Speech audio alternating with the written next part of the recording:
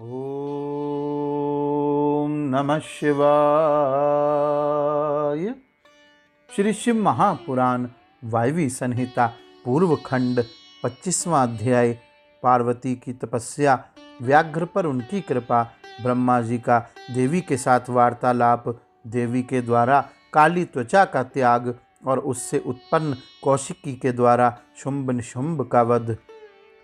वायुदेव कहते हैं, महर्षियों, तदंतर पतिव्रता माता पार्वती पति की परिक्रमा करके उनके वियोग से होने वाले दुख को किसी तरह रोककर हिमालय पर्वत पर चली गई।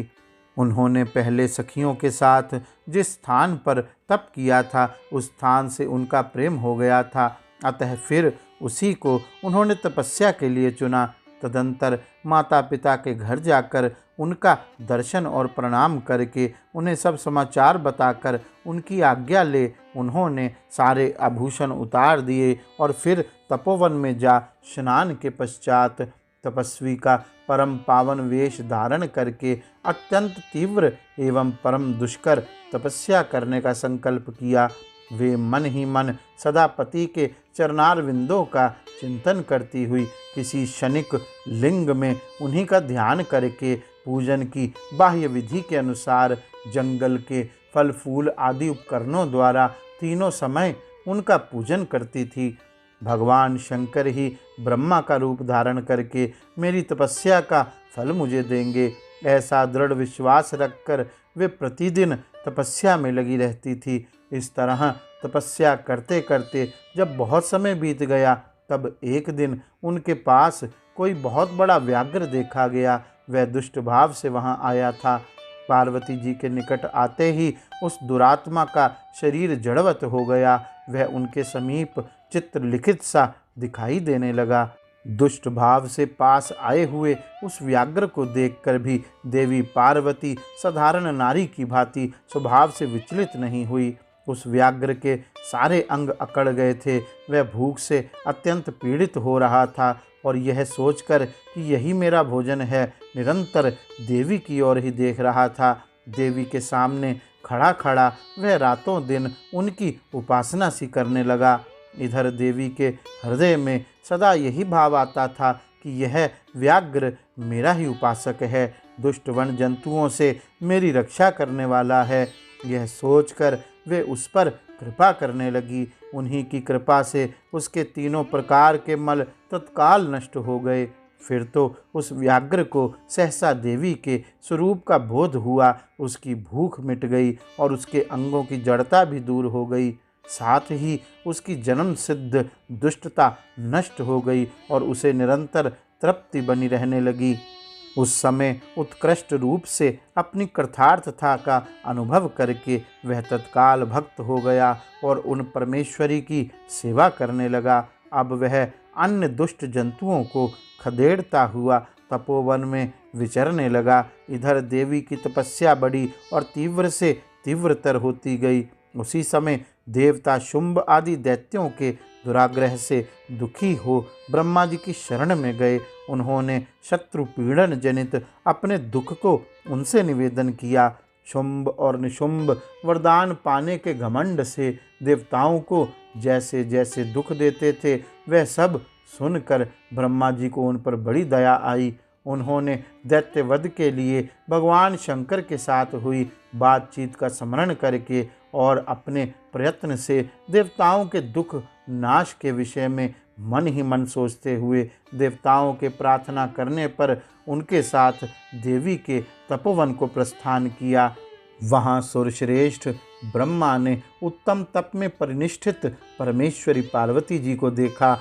वे संपूर्ण जगत की प्रतिष्ठा सी जान पड़ती थी। अपने श्री हरि के तथा रुद्रदेव के भी जन्मदाता पिता महामहेश्वर की भार्या आर्या जगन माता गिरिराज नंदिनी पार्वती जी को ब्रह्मा जी ने प्रणाम किया। देवगणों के साथ ब्रह्मा जी को आया देख देवी ने उनके योग्य अर्घ्य देकर स्वागत आदि के द्वारा उनका सत्कार किया।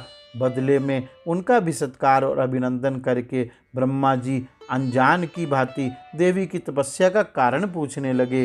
ब्रह्मा जी बोले, देवी, इस तीव्र तपस्या के द्वारा आप यहाँ किस अभिष्ट मनोरथ की सिद्धि करना चाहती हैं? तपस्या के संपूर्ण फलों की सिद्धि तो आपके अधीन है।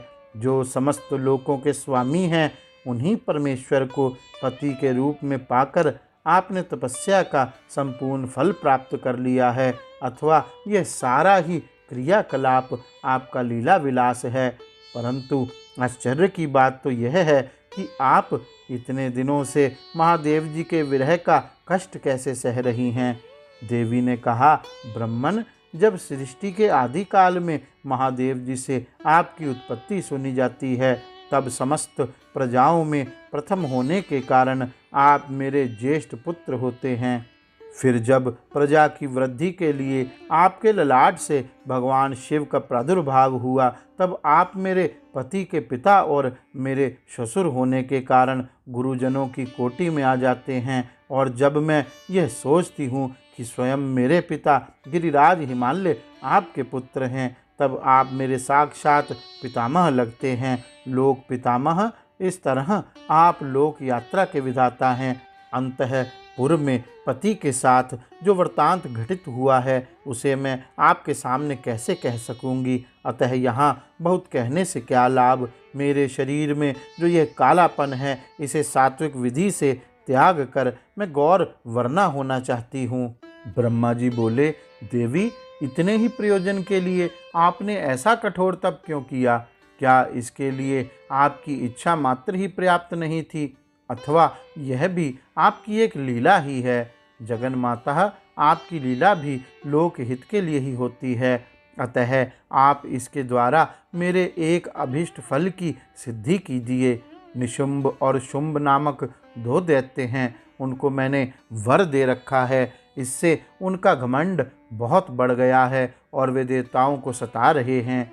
उन दोनों को आपके ही हाथ से मारे जाने का वरदान प्राप्त हुआ है। अतः अब विलंब करने से कोई लाभ नहीं। आप क्षण भर के लिए सुस्थिर हो जाइए। आपके द्वारा जो शक्ति रची या छोड़ी जाएगी, वही उन दोनों के लिए मृत्यु रूपा हो जाएगी। ब्रह्मा जी के इस प्रकार प्रार्थना करने पर गिरिराज कुमारी देवी पार्वती सहसा अपनी काली त्वचा के आवरण को उतार कर गौर वर्णा हो गई। त्वचा कोश काली त्वचामय आवरण रूप से त्यागी गई। जो उनकी शक्ति थी, उसका नाम कौशिकी हुआ। वह काले मेघ के समान कांति वाली कृष्णवर्णा कन्या हो गई। देवी की वह मायामयी शक्ति ही योग निद्रा और वैष्णवी कहलाती है। उसके 8 बड़ी बड़ी भुजाएं थी। उसने उन हाथों में शंख, चक्र और त्रिशूल आदि आयुध धारण कर रखे थे। उस देवी के 3 रूप हैं, सौम्य, घोर और मिश्र। वह 3 नेत्रों से युक्त थी। उसने मस्तक पर अर्धचंद्र का मुकुट धारण कर रखा था। उसे पुरुष का स्पर्श तथा रति का योग नहीं प्राप्त था और वह दूसरों से अजेय थी एवं अत्यंत सुंदरी थी। देवी ने अपनी इस सनातन शक्ति को ब्रह्मा जी के हाथ में दे दिया। वही दैत्य प्रवर शुंभ और निशुंभ का वध करने वाली हुई। उस समय प्रसन्न हुए ब्रह्मा जी ने उस पराशक्ति को सवारी के लिए एक प्रबल सिंह प्रदान किया, जो उनके साथ ही आया था। उस देवी के रहने के लिए ब्रह्मा जी ने विंध्यगिरि पर वास स्थान दिया और वहाँ नाना प्रकार के उपचारों से उसका पूजन किया। विश्वकर्मा ब्रह्मा के द्वारा सम्मानित हुई वह शक्ति अपनी माता गौरी को और ब्रह्मा जी को क्रमशः प्रणाम करके अपने ही अंगों से उत्पन्न और अपने ही समान शक्तिशालिनी बहुसंख्यक शक्तियों को साथ ले दैत्यराज शुंभ निशुंभ को मारने के लिए उद्यत होकर विंध्य पर्वत को चली गई। उसने सम्रांगण में शुंभ निशुंभ के मन तथा शरीर को अपने हाव भाव रूप बाणों तथा वास्तविक बाणों से छिन्न भिन्न कर उन दोनों दैत्यराजों को मार गिराया। उस युद्ध का अन्यत्र वर्णन हो चुका है, इसलिए उसकी विस्तृत कथा यहाँ नहीं कही गई। दूसरे स्थलों से उसकी उहा कर लेनी चाहिए। अब मैं प्रस्तुत प्रसंग का वर्णन करता हूँ। गौरी शंकर भगवान की जय। ओम नमः शिवाय।